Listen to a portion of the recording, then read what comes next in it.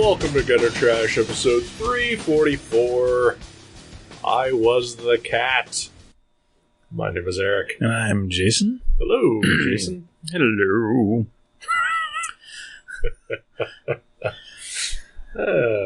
Happy Super Bowl Sunday. Yeah, we are continuing our long tradition of Super Bowl Sunday's podcast recording. That's right. What? Yeah. It's the manliest thing we can do on a Super Bowl Sunday is to get in a room together, huddled away from the masses, and talk about kitty cats. Yep. I do think that we have not every Super Bowl Sunday, but yeah, the majority of them. Mostly, yeah. Because there were a couple times we had nervous breakdowns. And, oh, yeah, I forgot about this. And then I think there was one where, for whatever reason, we just didn't. Because I remember being at my parents' house on a Super Bowl Sunday. Maybe one of us had money on the game and had to watch it. Could be. Yeah. Could be. Because I know even though I was at my parents' house, I wound up watching the Will Ferrell, Mark Wahlberg movie, The Others. Or The Other Guys. Oh, wow, okay. Yeah. I've maybe seen 4 football games in my life, and the only one that was a Super Bowl, I think, I was still in grade school. Right. So, I mean, I'm sure I've seen a Super Bowl or 2 or 4. yeah. But I couldn't tell you other than maybe one that the Bengals played. Yeah, that's the one I watched. It was the Bengals and the 49ers in, like, the 80s. Okay. And then maybe I saw the one where the Chicago Bears were in the 80s. Right. I watched Tom Petty's Super Bowl performance about 10 years ago. Sure. And Prince's. I remember seeing Prince's. Oh, that was great. It starts raining like right before he does Purple Rain. Yeah. And it's like a coverless stadium, wherever that was. It was just like, damn it, Prince. How cool are you? I know, right? And he did the whole song. He was like, fuck it, I'm just going to play in the rain. Oh, yeah. Because he's fucking Prince. He's fucking Prince, yeah. So, yeah. You might say Prince is one cool cat? I was trying to segue. Mm-hmm. And I'm trying to drink to forget. Oh, yeah. Yeah, we are. Okay, let's talk about that. Okay. We're enjoying a Iron Maiden's Trooper beer from Robinson's. Yeah. Smoky? Which is somewhere in Cheshire, England. It's pretty good. It's a red and black porter. Yeah, it's I don't enjoy a porter for the most part, but I like it. So, a couple of years ago, my ex and I were out beer shopping, and I found this, and I said, well, I have to have it because I love metal. Mm-hmm. It is also an Iron Maiden Trooper beer. The label is different. Also from Robinson's Brewery. I cannot tell what it is.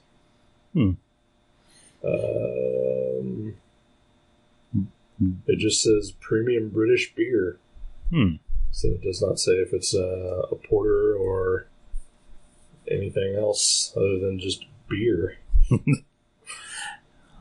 knows?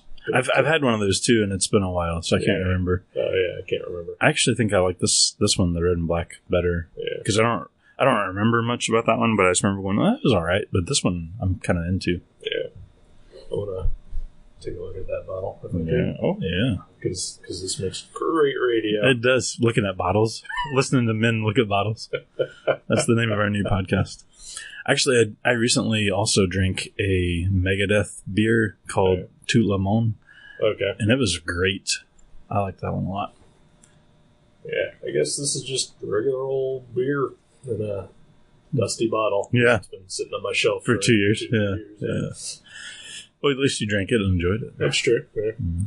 I have an occasional habit of it's very occasional, but of getting a beer simply because of the bottle and or can. Well, yeah. Also, right behind you is a can of Beer Agent. Yeah, that's right. The beer inspired by Tony Moore and Rick Remender's Beer Agent comic book. And I think in the other room I have a can of Gamma Bomb IPA. Oh, yeah. Made right here in Dayton, Ohio. Yeah, it is. Just like the Hulk. Yeah, exactly. Yeah. Not too many people know that. Yeah. And yet they still put Black Knight on the cover of that damn the US Avengers cover for Ohio. Yeah. What the hell? Yeah, there was like 50 variant covers for US Avengers #1. 52 or whatever, because I think they gave Puerto Rico and DC one. Right.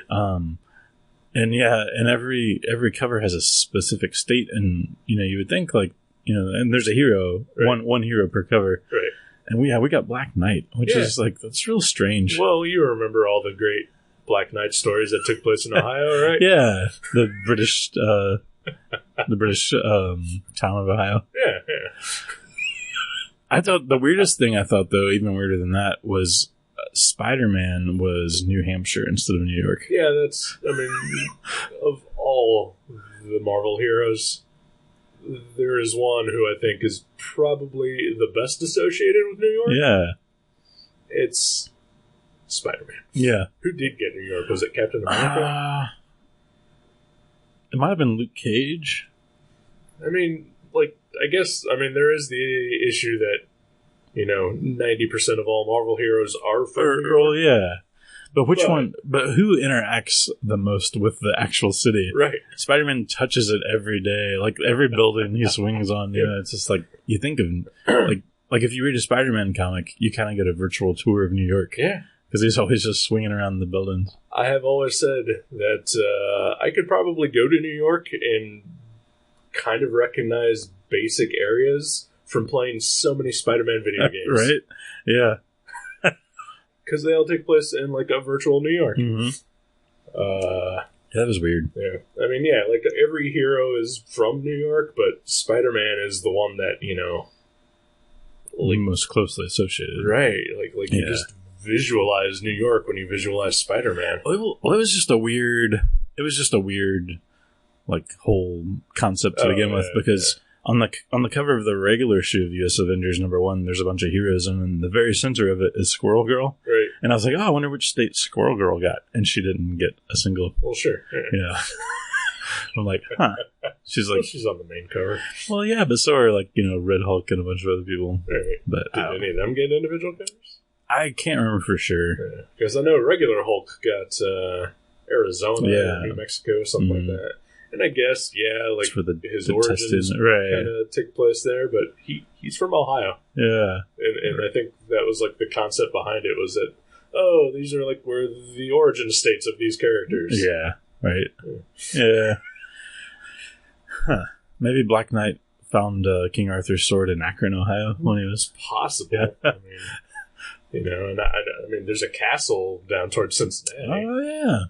The Hall of Justice is there. That is also true, but that's DC. Oh, yeah. And when DC did this gimmick, they were just smart enough to put the state flags. Yeah. Oh, yeah, that's right. It was Justice League #1. Yeah. Where they were planting the flag.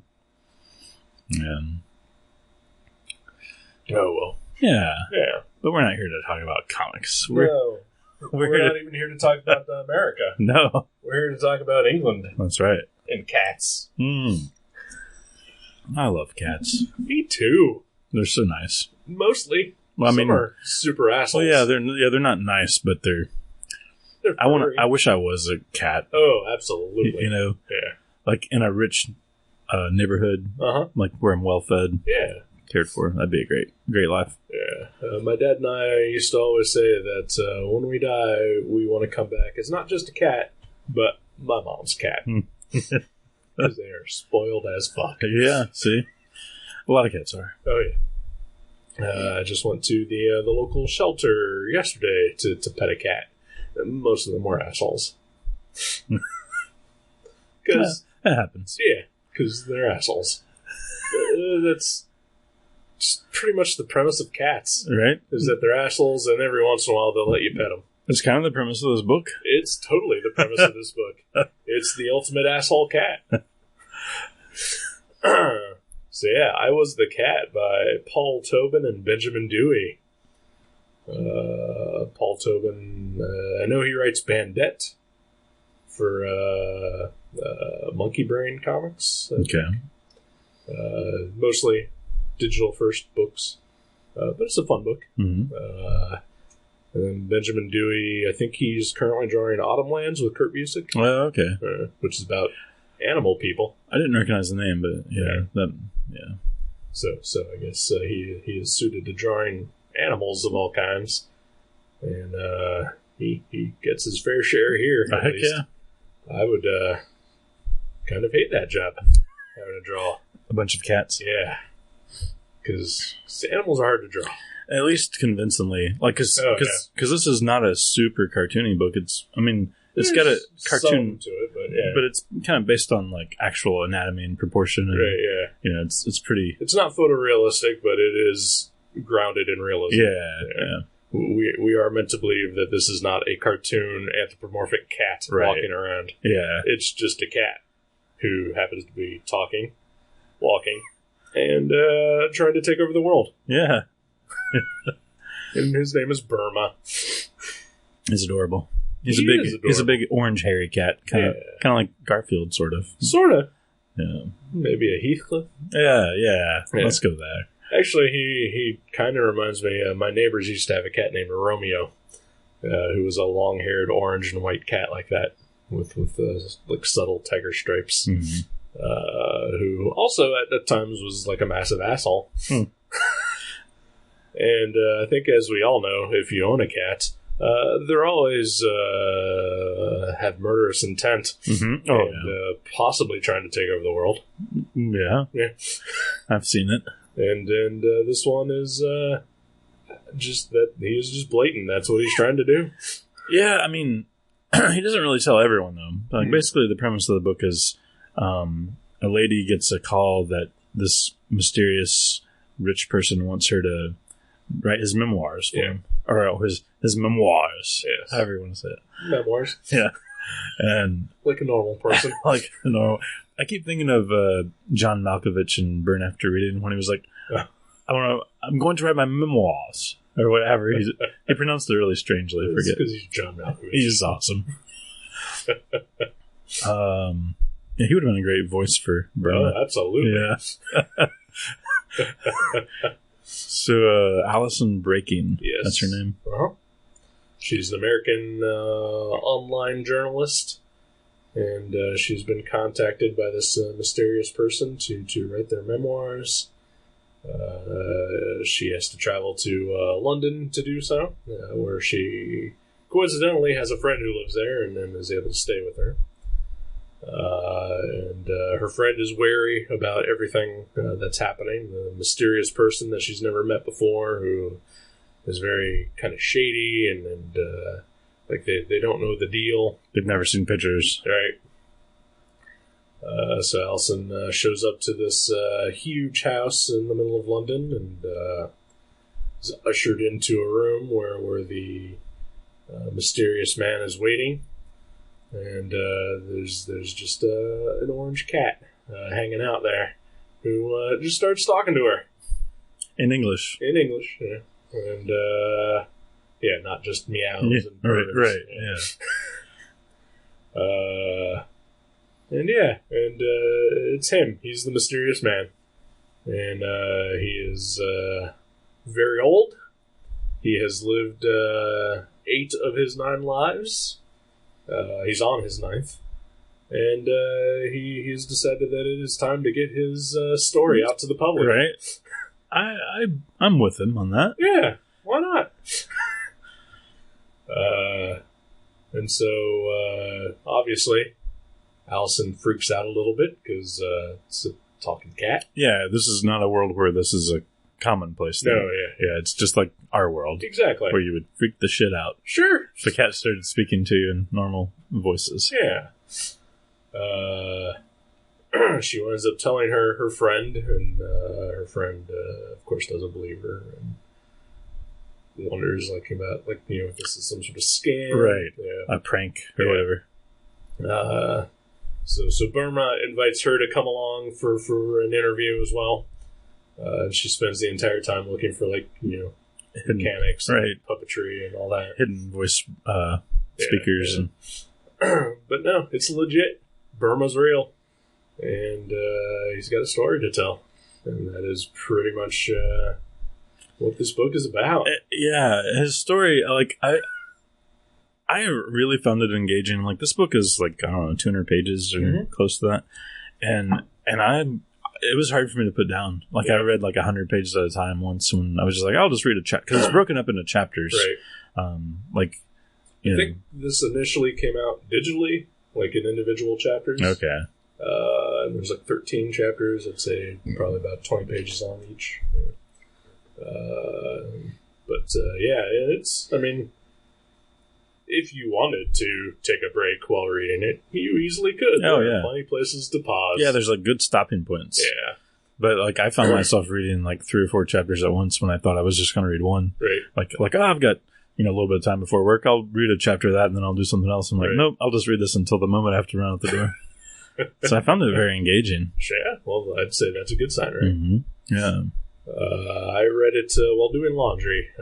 So I read probably 2/3 of the book while doing that. And then, I probably wouldn't have stopped had I had to stop. Mm-hmm. Yeah. I think the interesting thing about it is, you know, he starts telling his memoirs and, you know, you get kind of lost in those stories because, you know, he tells all 8 lives. Right. But there's also a story in his 9th life that is kind of like taking place in our present. Right. So you keep going back from like these sidebar stories. Yeah. It's done really well where, you know, it's not just a flashback to something interesting. It's like there's obviously a creepy story building in the present and they flash back to these odd things too. There is a massive conspiracy happening. And that cat is right in the middle of it. He is. He wants to rule the world. Yep.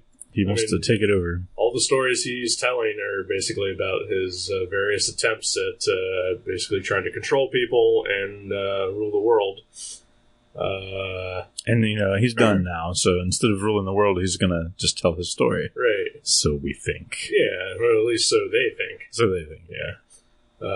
And of course, I mean, he's an adorable, fluffy orange cat. You know, he's gonna, it's gonna, you know, distract you from his murderous side. Right? Yeah. It's kind of like any cat. Yeah. Well, yeah. I was thinking of what's that serial killer Ted Bundy? Oh yeah, you know, it's kinda, like he's like, you know, the Ted Bundy of kitty cats. They're like, oh, imagine if Ted Bundy was a cat. Oh my god, how many women would he have murdered then? Right, a lot more. Yep. Because we both have had cats in the past, and then you currently still have a cat. Mm-hmm. I know my old cat Max. Who I frequently refer to as the most awesome cat that ever that lived. Sure. You know, I mean, he was very sweet and kind of just chill, and he would always just kind of sit on a chair like he was Al Bundy, and he was great. But then occasionally, like, I'd let him outside, and then, you know, you'd see him ripping the head off of a chipmunk. Right. Because that's what cats do. Yeah, you're like, wait a minute. Yeah. Yeah. So I take it you enjoyed this book. I did. Yeah, I really enjoyed it. I don't want to spoil much about it because I think it's definitely worth reading. But it is, you know, a cat that wants to take over the world and all of his various plans and plots over the years, and who he would try to get to help him. Like he became the pet of some famous people over the years. Yeah. Kind of in a Forrest Gumpy kind of way. A little bit. Like, smarter, more devious. Right, yeah. And Forrest Gump was on TV the other day when me and my friend went to a bar. And, like, we're in a bar. And Forrest Gump is on. And I'm just like, why are we watching this? That's weird. Yeah. That was weird. And they couldn't find the remote control to change it. Huh. Also, I hate that movie. Really? Yeah. It's a terrible movie. Just because everything is so coincidental and all that, and, you know, Pulp Fiction lost out to it for Best Picture that year. Oh, that's right. Yeah. Okay. And also, it's just a terribly schmaltzy, cheesy movie.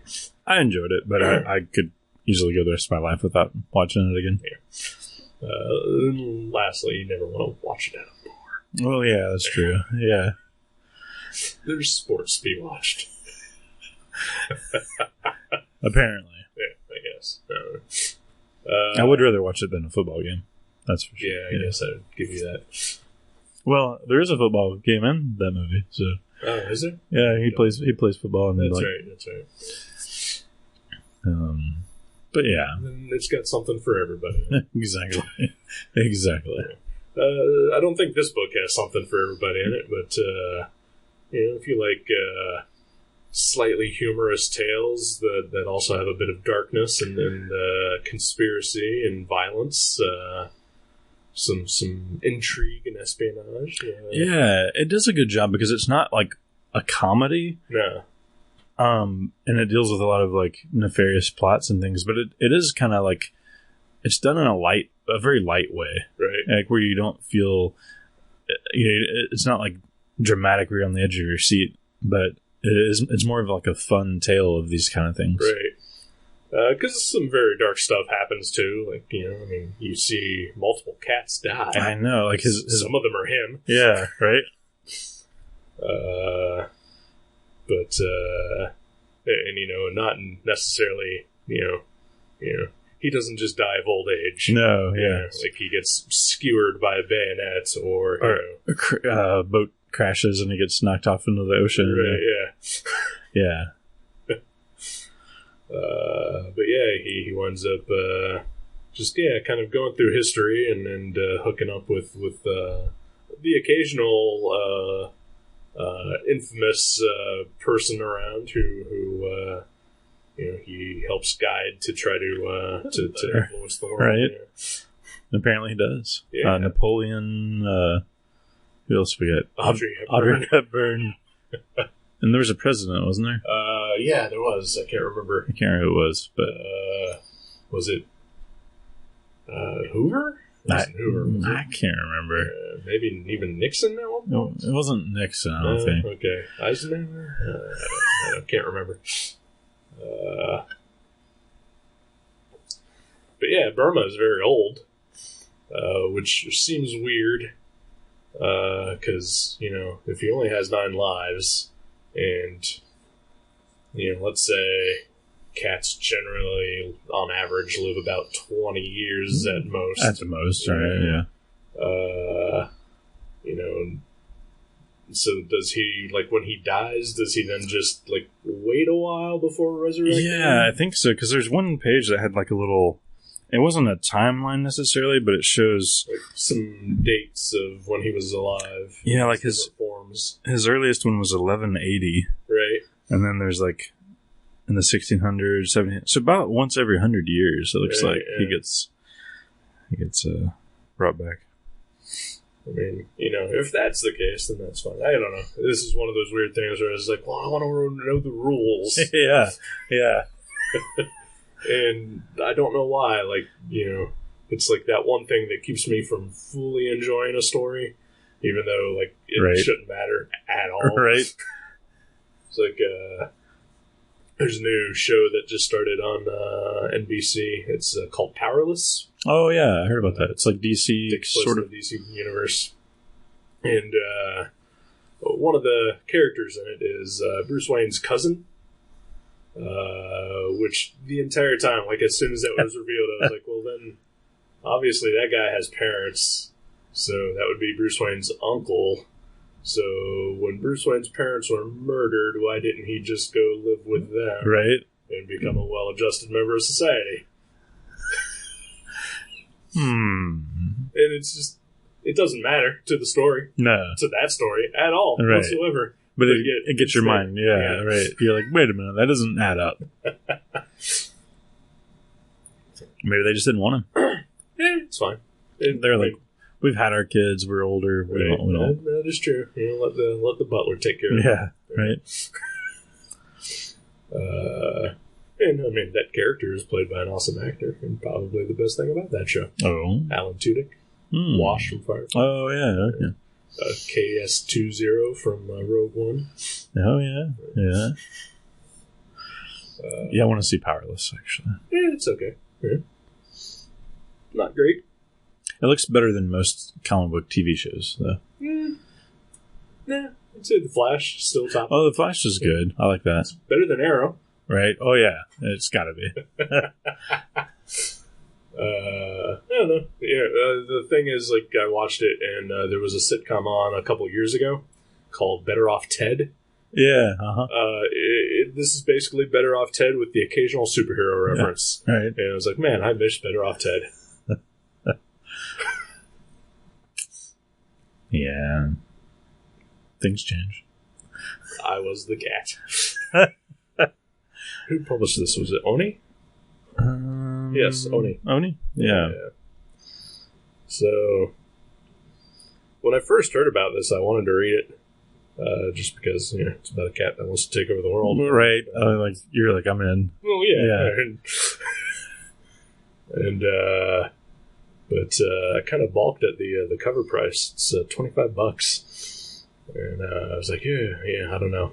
Yeah. And it is 200 pages, so... Right, it's substantial. Yeah, and it does take a while to read, unlike some other books that we read last time. Oh, wow, yeah. Thinking about...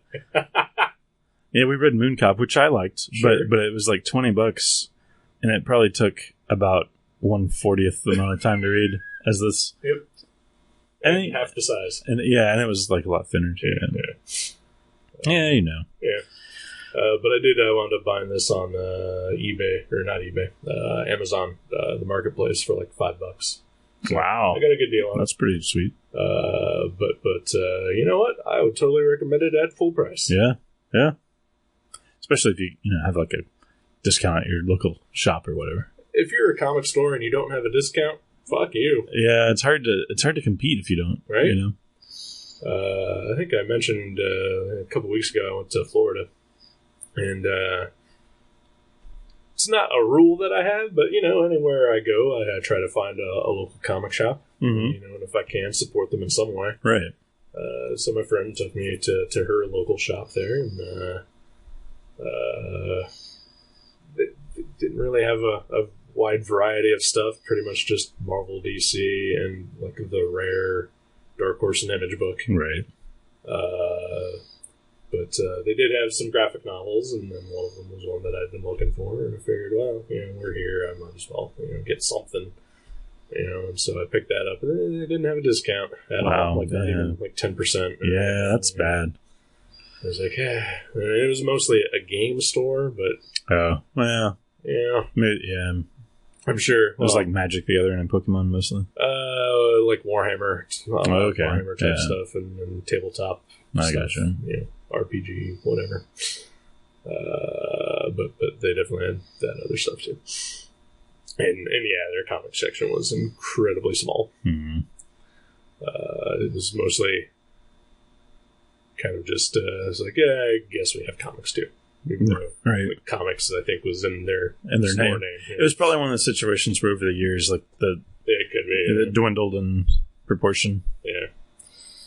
But yeah, all good comic stores, all great comic stores have a discount, and so does Mavericks. And so does Mavericks.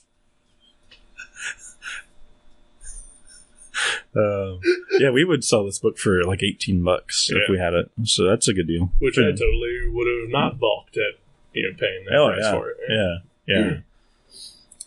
I love this format of book too, like where it's like it's a little smaller than proportionally than a comic book. Like the edges or whatever, the height and length, but it's not like as small as like a manga book either. It's somewhere in between, and that's like my favorite size of book. It just feels good in my hands. It's like just a little bigger than my hand. I think it's I would say roughly the same size of like just your standard hardback novel. Mm-hmm. Yeah. It is a good size. I'm not a huge fan of digest size or manga sized books. Yeah, I feel like I'm like a giant and I'm reading a little tiny book. And then when there's comics are different, right? Because they're usually thinner or whatever, right? But when you're reading like a thicker book, and then whenever they're really tall and wide books too, I feel kind of like they're just clumsy. And cumbersome. Oh, but this is perfectly sized. Yeah, this is how terrible we are at reviewing comics. I like the smell. It tastes weird, though.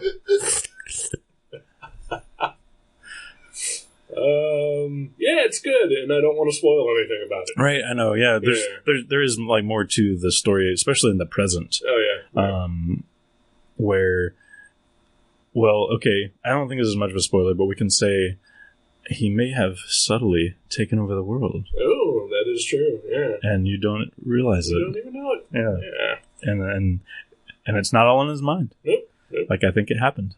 Yeah, it's very plausible. Yeah, that this actually happened.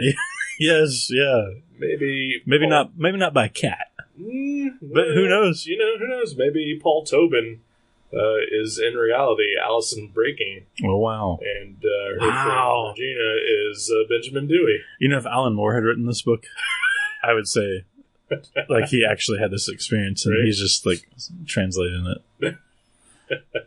I mean, because Watchmen happened. Yeah, all those things happen. What was that? Didn't Alan Moore do a cat comic in that, like, early 80s or something? I don't know. Like, I think he did a... I think Black Sad? No, I mean, like, I think he wrote and drew, like, a strip, like, before he even did Swamp Thing or anything. Was he on Garfield for a while? That was it.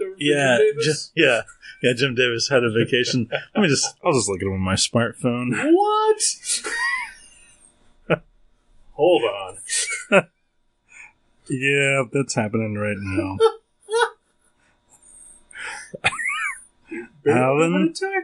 Alan Moore.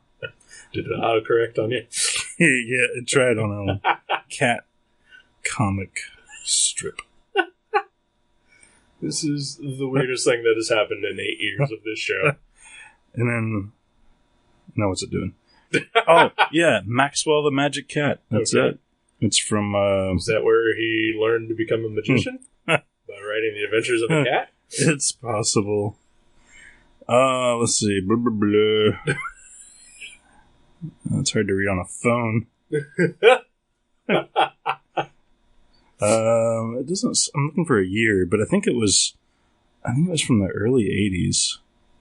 Something like that. Never heard of this. It proved to be the main reason that he continued the strip until 1986. Wow. Talking about. So yeah, in the 80s, Maxwell the Magical Cat. Wow. Well, so check that out, I guess, people. Yeah. Or rather, just check out I Was the Cat, because Paul Tobin seems to have a much better human personality than Alan Moore does. Right, and he could probably use the money more. Well, sure, yeah. I mean, because, like, DC is about to launch the Button crossover, and I'm sure, Alan Moore is one of the executive minds in charge of that, so he's probably making a lot of cash. If anything, he's getting massive royalties for it that he's keeping all to himself. Oh, yeah. He'll probably be at all the cons signing the button lenticular covers. Yep. Yeah. Your scratch and sniff lenticular button covers. Yeah.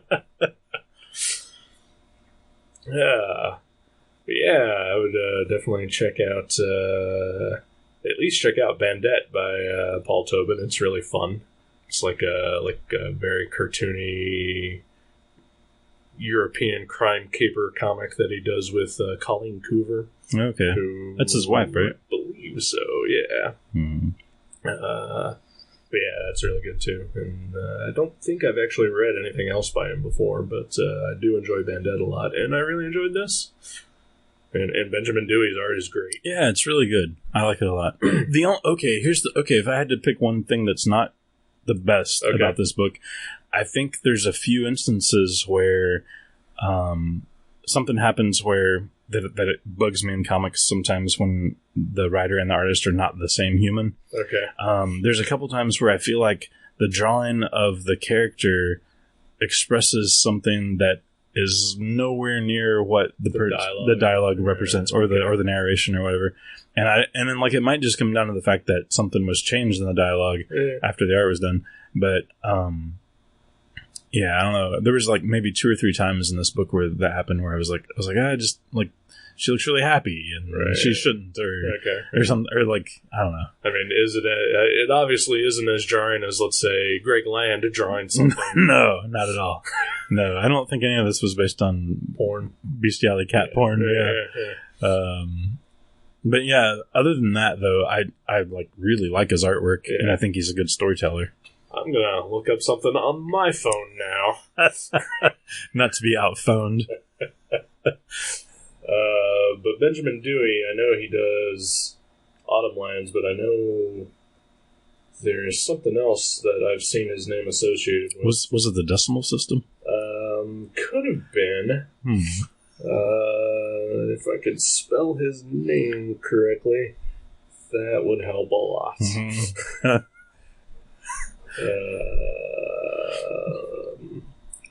Wherever you're at, listener, pull out your phone and Google something. Sure. While we Google. Okay, so yeah, he does. He did a book called The Tragedy Series. I don't know if I know that. The Tragedy Series. And I want to say, like, for some reason, I feel like it's old illustrations that he, like, just kind of reworks, like, the captions and dialogues to, like, say something kind of funny or profound, or like old comic illustrations, or like old. Oh, like engravings and stuff like that. Okay. Or at least he simulates old ones. That's interesting. I might look into that. I could, and I would say 99% sure be wrong on that. But there is somebody that does do that kind of work. Right. But for some reason, I thinking it was associated that with him. And again, 99.9% sure I'm wrong. Well, cover your bases. Yeah. Well, he's very good, though. He is very good. Whatever he does other than draw I Was the Cat. Yeah. But definitely he does Autumn Lands. I am 100% sure of that. Which I've not read, because I don't give a fuck about animals. Yeah, fuck those guys. Talking animals. Yeah, I would never read a comic like that. It is unrealistic. Yeah, that's... Yeah, I don't even know why you would bring that up during this podcast. All right. Well, yeah, it's really good. Yeah. And it's just a fun, intriguing. It's different. Story. Yeah, it's just different. Yeah. It feels different. You didn't know where it was going. Yeah, exactly. Which was cool. I like that. Yeah. All right. Wanna take a break? Yeah, we gotta go place our online football bets. That's right. Yeah. Actually, I think it started already. It's after 7 here. I'm sure it has. Yeah, we're missing valuable commercial time. Dear Lord.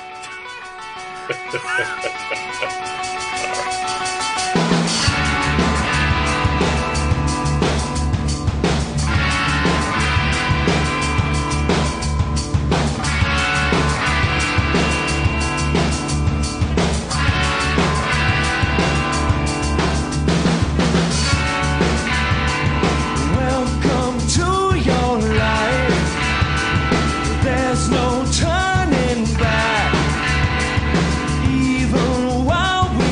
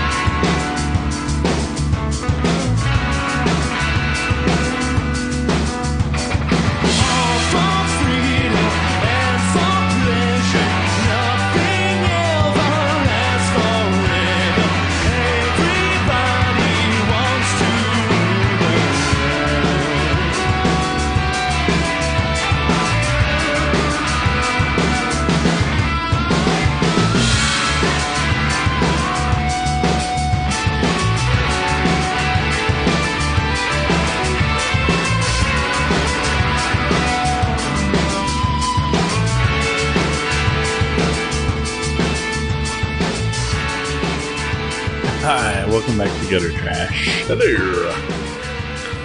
Yep. Yeah. So we're all still alive. Yep. We're doing it. Yep.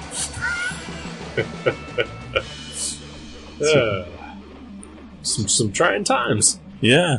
Right. Curious to see how it all plays out. Yep. Yep.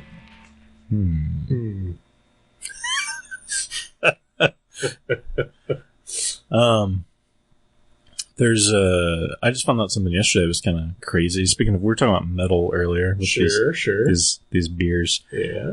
Are you familiar with the black metal band Marduk? I've heard of them. They're like pretty crazy black metal. They're playing in Dayton this Thursday night. At Hank's? At Odd Body. That'd be even better.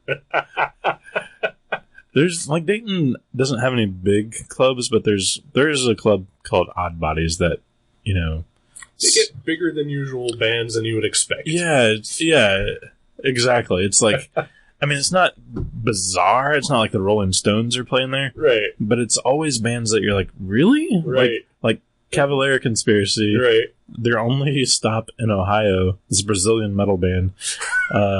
They play in this like bar in Dayton, Ohio. It's so weird. Yeah. Superjoint, I guess, played there like a week ago too. Really? Yeah, which I didn't know about until after it was over. Do you know if Hank 3 is still in that band? I don't know, honestly, because they're no longer Superjoint. Ritual. Oh, okay. So Superjoint. they're different now. So all right. Like there's some sort of legality thing. It's it's like the whole Captain Marvel Shazam thing, right? So Super and Joint are still part of the bands, and Ritual left. Yeah. Ritual had to go. Yeah. But yeah, black metal and Marduk. I mean, and like I don't know because I'm not into black metal, but other than Living Color, I think they were really good. But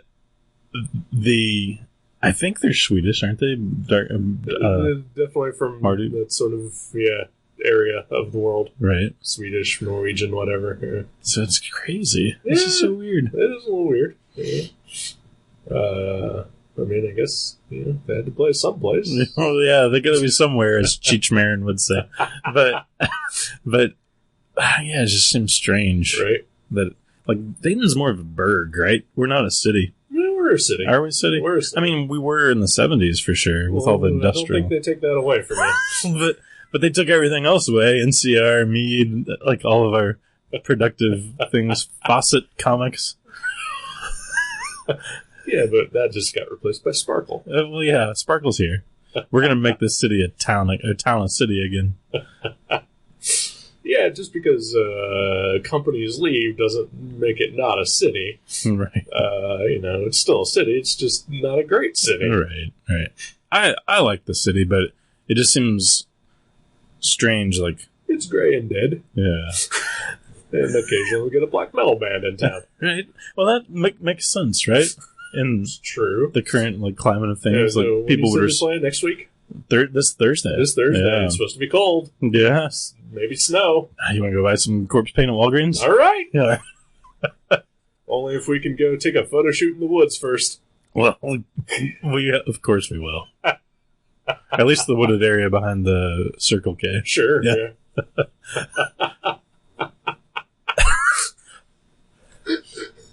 Which, truthfully, is probably how most black metal band photos are taken. Oh, yeah. It's probably not in the heart of the woods. No, yeah. It's probably like, within sight line of Vienna's house.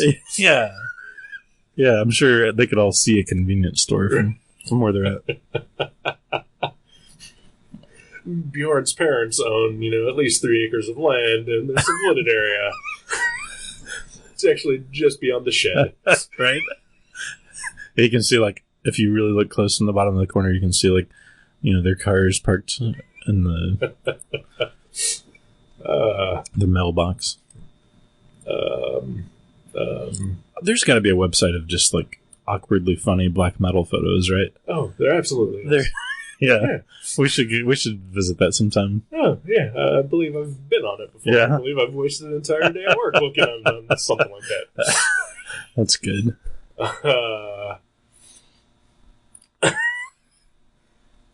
Yeah, Odd Bodies, that's like just for the listener that may not be from here, which I'm assuming is no one, because nobody listens to this. But it's in a pretty much abandoned strip mall. Right, that is the weird part. There's a dollar store, and then a laundromat. Yeah, there's like a giant empty space where there used to be something. Right. And then a laundromat.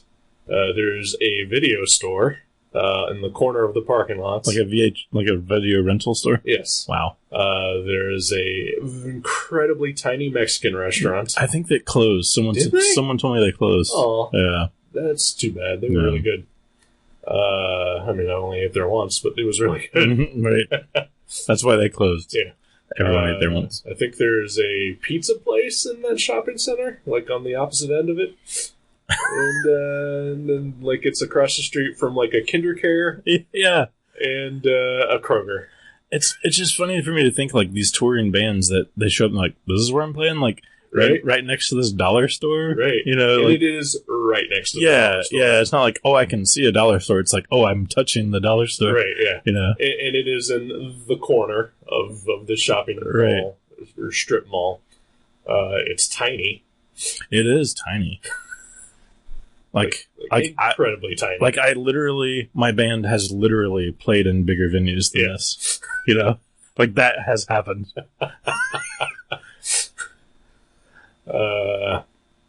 Yeah, so it's weird. I mean, I guess there is not many other options for them to play a date. I'm guessing whoever is putting shows together there has their shit together, because they're getting some pretty decent, decently renowned artists there.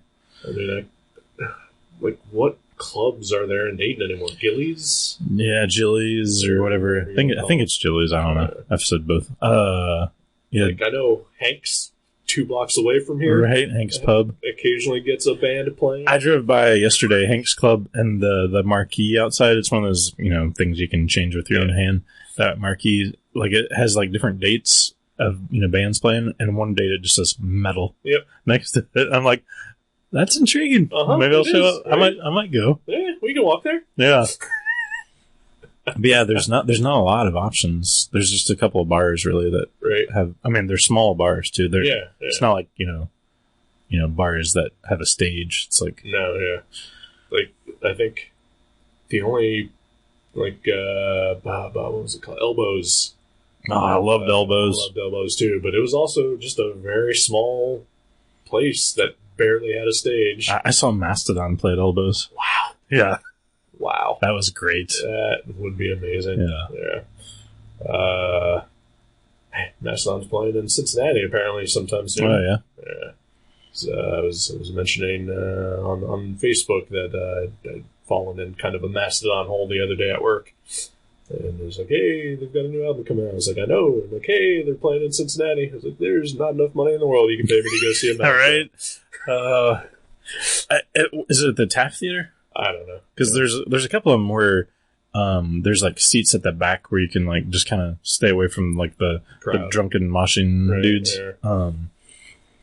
But yeah, I mean, ideally, like if that was a viable option, I guess I would probably go. But yeah. But I mean, yeah, like, and we have like venues in Dayton. Like, there's the Nutter Center. Oh, yeah. Fraze Pavilion. There's that place in Huber Heights that I don't know the name of. Yeah, Rose Garden or something. The Rose. I don't know. but and UD even could potentially be a venue. Mm-hmm. But, like, nobody plays those except, like, country bands or, like... Huge band. Yeah, like Bob Dylan plays Fraze and, stuff like that. Willie Nelson. I don't think we've had a big rock band in Dayton in probably 15 years. Well, Hair Arena closed. Well, that was where most of the rock action happened. That or the Nutter Center. Yeah. The Nutter Center hasn't had a big one since at least the year 2000. Right. And Hair Arena, I mean, even before they closed, they weren't putting on shows for... Is rock and roll dead?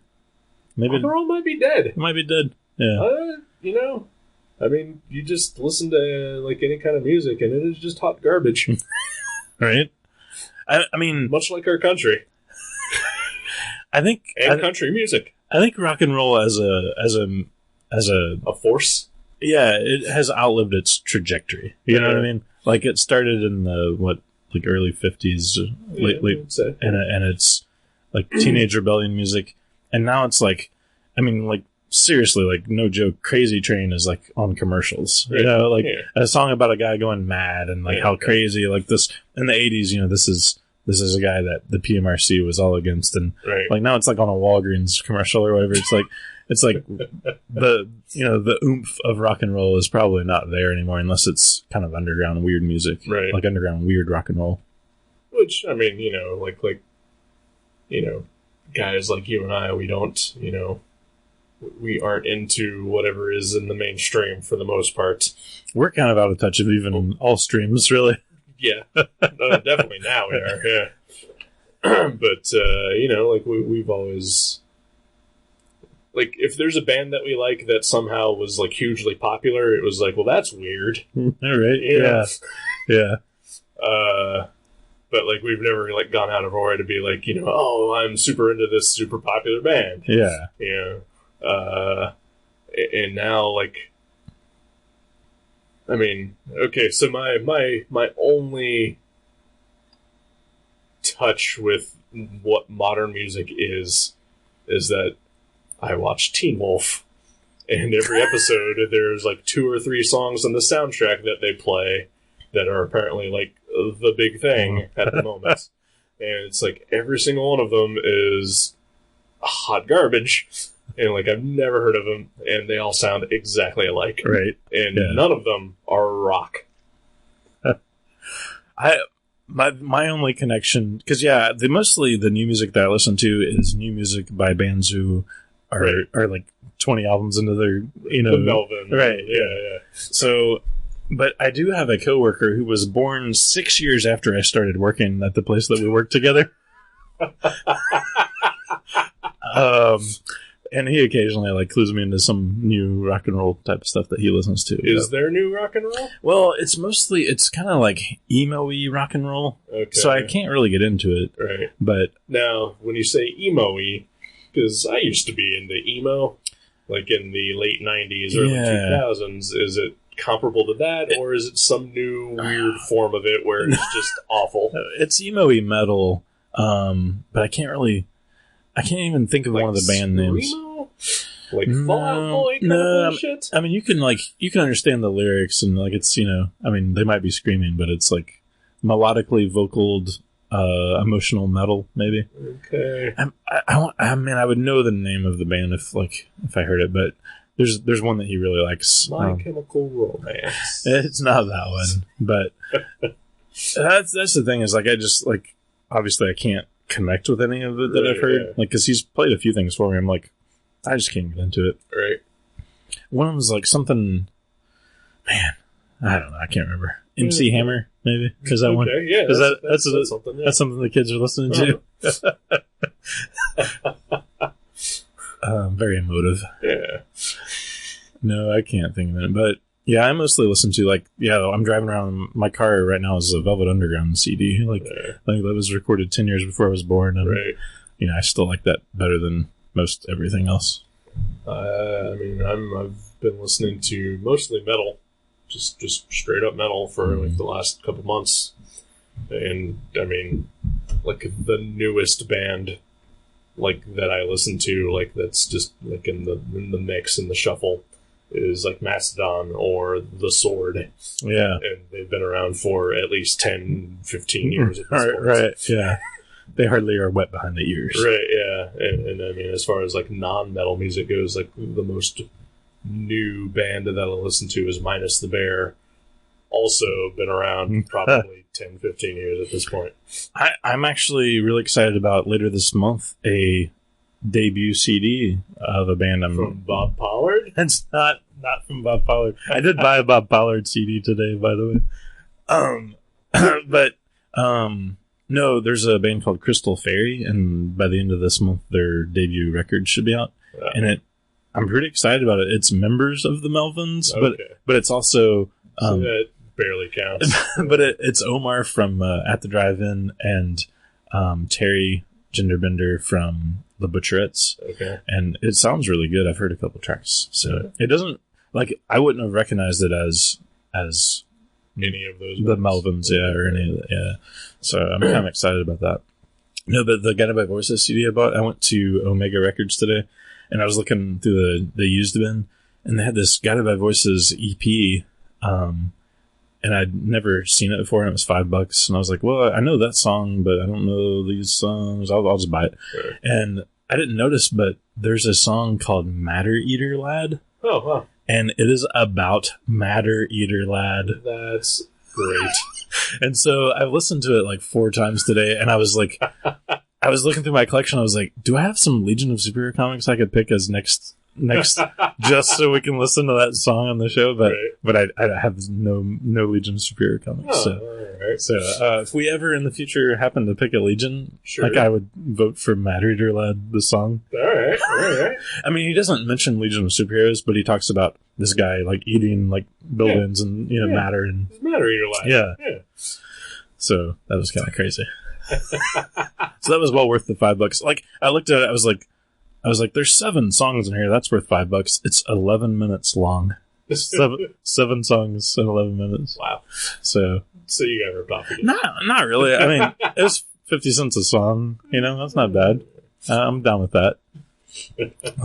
Like most bands only have 10 songs in their CDs, but Sure, but they're like 70 minutes long. Right.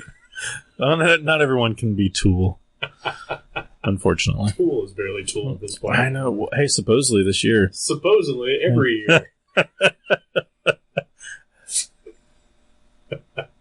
Yeah.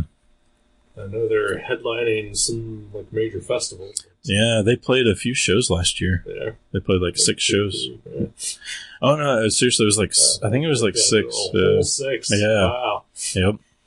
Because I went to their website, which their website is bizarre. I like it a lot, but there's just weird artwork and strange things to click on, and I haven't been on it in probably 15 years. it's bizarre. It's really neat. But yeah, I know they played New Orleans at some big fest for the Day of the Dead. Yeah. But I'm sure that was great. Probably. Yeah. Saw them once. I never did. Yeah. Never did see them. They may be one of the only bands that I would probably think about. Oh my gosh. considering. I'd say a good 2/3 of the people that would show up to there are people I wouldn't want to be in a room with. Oh, absolutely. But yeah. Yeah. But it's a good show. Oh, I bet. Yeah. They're really talented. I know when I did go to the one show, I was surrounded by obnoxious assholes. So Yeah. Right. Yeah. Music. Music. Yeah, I love it. I do like music.